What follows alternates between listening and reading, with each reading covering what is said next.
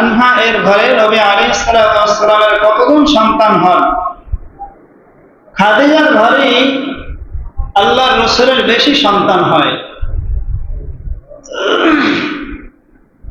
তার গর্ভে মোট 6 জন সন্তান হয়। কয়জন বলেন? 6 জন সন্তান হয়। এর ভিতরে 2 জন হলো ছেলে আর 4 জন হলো মেয়ে।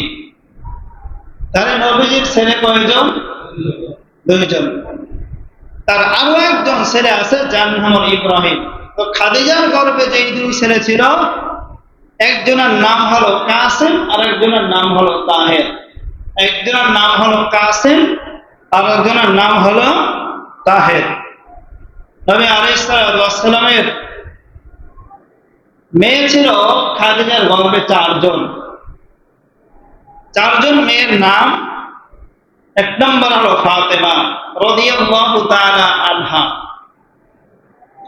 দ্বিতীয়ত হলো জয়নব, 3 নম্বর হলো রুকাইয়া, 4 নম্বর হলো উম্মে কুলসুম।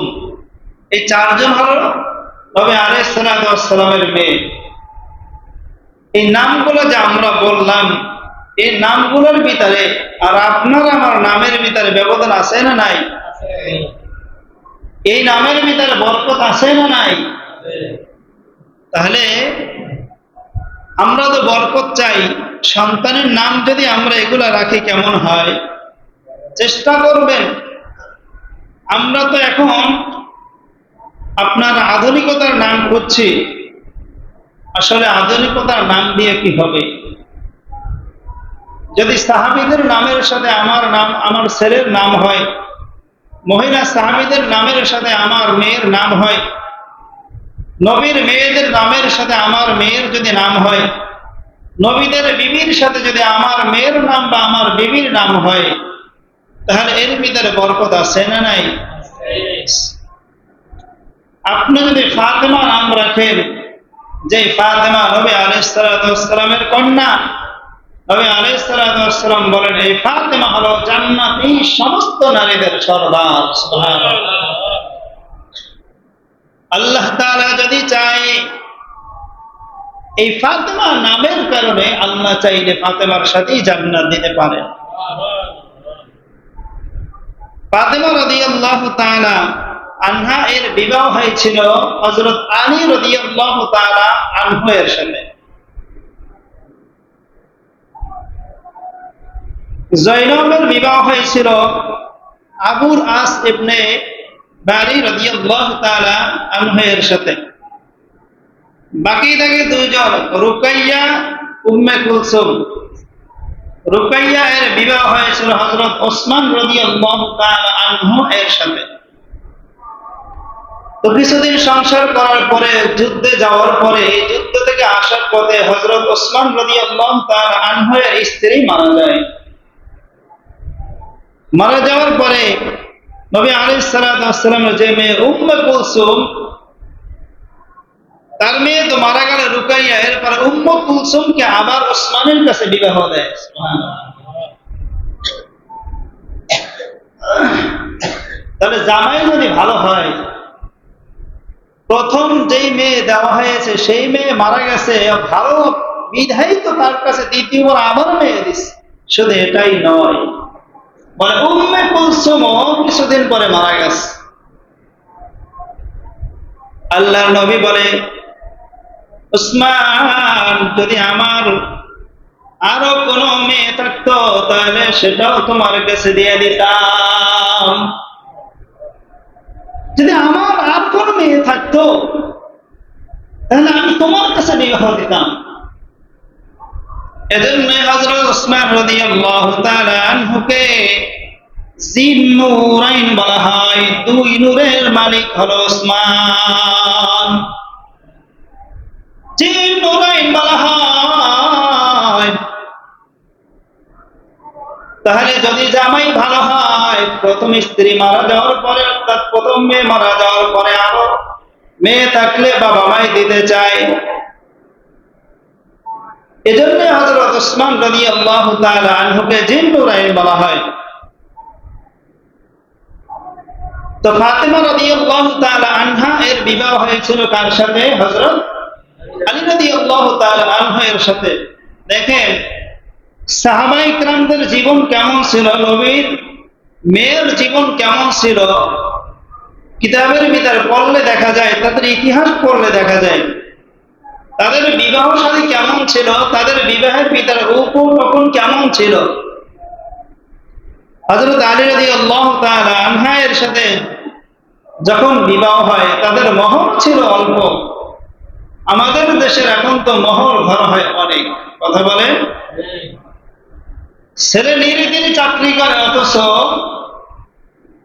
মেয়ের পক্ষ থেকে এমন ভাবে চাপ সৃষ্টি করা হয় যে কাবিন 10 লাখ, ছেলের ঘরের বেড়াও নাই, কথা বলেন না কেন। ছেলে অটো চালায়, উদাহরণস্বরূপ বলতেছি, ছেলে 10,000 টাকার চাকরি করে, 10 লক্ষ টাকার কাবিন ধরাই দেয়, লাভ কি? ছেলে দিতে পারবে? তাহলে আপনি কেন দিলেন? নিয়ত খারাপ, কথা বলেন না কেন। আমার মেয়ে যদি ছেড়ে দেয় তাহলে 10 লক্ষ টাকা পাবো, এটাই তো নিয়ত নাকি? এছাড়া দ্বিতীয় যদি কোনো নিয়ত আমাকে বের করে দিতে পারেন আমি মেনে নিব, কোনো সমস্যা নেই। কোনো নিয়ত আপনি বের করে দিতে পারবেন না। তাহলে যদি 10 লক্ষ 5 লক্ষ টাকা কাবিন ধরে তাহলে তার নিয়তের ভিতরে গরমিল, এই গরমিল নিয়তের কারণেই পরবর্তীতে তার ভেজাল হয়। চেষ্টা করবেন মহরে ফাতিমি ধরার জন্য। তাহলে ইমাম আবু হানিফা রাহমাতুল্লাহ আলাইহির মাযহাব অনুযায়ী 10 দিরহাম যদি হয় তাহলে কাবিন হয়ে যাবে।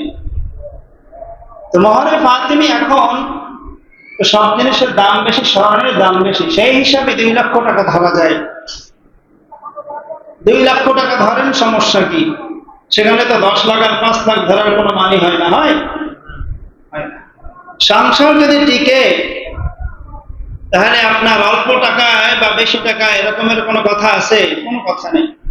10 লক্ষ টাকা কাবিন ধরলে যে সংসার টিকবে এর কোনো গ্যারান্টি আছে? তাহলে নবী আলাইহিস সালাতু ওয়াস সালামের মেয়ে হযরত আলীর কাছে বিবাহ দিলেন, এই বিবাহের ভিতরে হযরত আলীকে কি কি দিলেন?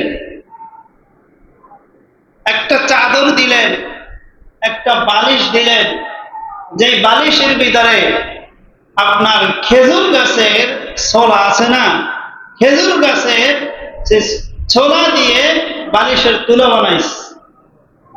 সেই সময় তুলা ছিল না, তো খেজুর গাছের এই ছোলা দিয়ে তারপরে বালিশের তুলা বানাইছে। এই বালিশ তাকে উপটকন দিয়েছিল। হযরত আলীকে দিয়েছিল চামড়ার একটা গদি, অর্থাৎ নবীর মেয়েকে দড়ির একটা চকি, দড়ি চিনি না আমরা, দড়ি রশি বলি যেটাকে, এই রশি দিয়া তারপরে চকি বানাইছে। এই চকি মেয়ে জামাইকে দিয়েছেন। আর আমাদের এখন কি দরকার? অনেক কিছুই দরকার, বলে শেষ করা যাবে না। পানির একটা চামড়ার পানির একটা পাত্র দিয়েছিলেন পানি পান করার জন্য। 2টা মাটির কলস দিয়েছিল। আর এখন মাটির কলসের প্রচলন নেই। মাটির কলস যদি মেয়ের শ্বশুর বাড়ি দেয় তাহলে তো একেবারে মারবে, ভাগ করে মাছ। মাটির কলস তো বাদ, স্টিলের কলস বাদ, পিতলের, কিছুদিন পরে আসবে স্বর্ণের কলস দিতে হবে, কথা বলেন। তাহলে মানে যাদের মেয়ে হয়েছে তারা বিপদে আছে, তাই নাকি? বলে না, তারা বিপদে নাই। মেয়ে পালন করবে, লালন পালন করবে, জান্নাত পাবে। ছেলের জন্য কোনো সুসংবাদ আছে নাকি? ছেলে হলে জান্নাত দিবে, কোথাও আছে? ছেলে হলো নিয়ামত, মেয়ে হলো জান্নাত। তাহলে 2টা মাটির কলস দিয়েছিলেন, 2টা মস্ক দিয়েছিলেন, বড় বড় পাত্র মস্ক, 2টা আটার চাকতি দিয়েছিলেন, যেগুলা ঘুরে ঘুরে আটা পেশন করা হইতো। এরপরে মুরব্বীরা চিনবে, বর্তমান সময়ের যারা আছে তারা চিনবে না। আপনারা চেনেন না? কথা বলেন না কেন? আমিও তো চিনি। 2টা চাকতি আছে, মাঝখান দিয়ে ছিদ্র আছে, এর মাঝখান দিয়ে একটা লাঠি দেয়, এটাকে ঘুরায়। তো দুই চাকরির মাঝে যে থাকবে সে ফিনিশ হয়ে গেল। মানে ডাইল থাকলে ডাইল, চাল থাকলে চাল, ভুট্টা থাকলে ভুট্টা, গম থাকলে গম, বা সব ফিনিশ। এখন তো আপনার বিভিন্ন পদ্ধতি বের হয়েছে, সেগুলো দরকার নেই। ওই সময়ের এগুলোই ছিল অনেক দামি দামি জিনিস। এগুলোই নবী আলাইহিস সালাম তার মেয়েকে উপটোকন দিয়েছিলেন। আসলে যত সম্ভব করা যায়, যারা মেয়ের, যাদেরকে আল্লাহ তাআলা মেয়ে দিয়েছেন, তারা অনেক টেনশন করেন। কেন জানেন? শুধু বিবাহ দেওয়ার জন্য টেনশন করেন না, টেনশন করে কি চায় বসে, আবার কি যেন চায়। তো কথা থাকবে, যদি মেয়ের পক্ষ থেকে খুশি হয়, কিছু দেয়, আলহামদুলিল্লাহ। কেননা বাবাই তো কত কষ্ট করে একটা মেয়েকে লালন পালন করে নেই। 16, 17, 18, 19, 20 বছর ধরে একটা মেয়েকে লালন পালন করে, কত কষ্ট করে।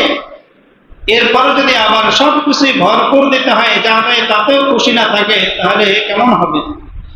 আল্লাহ আমাদের সবাইকে বোঝার তৌফিক দান করুন, বলেন আমিন। মুহতারাম হাজিরিন, নবী আলাইহিস সালাতু ওয়াস সালামের মেয়ে হযরত ফাতিমা রাদিয়াল্লাহু তাআলা আনহা এর বিবাহ হয়েছিল হযরত আলী রাদিয়াল্লাহু তাআলা আনহু এর কাছে। এরপরে আসেন নবী আলাইহিস সালাতু ওয়াস সালামের প্রথম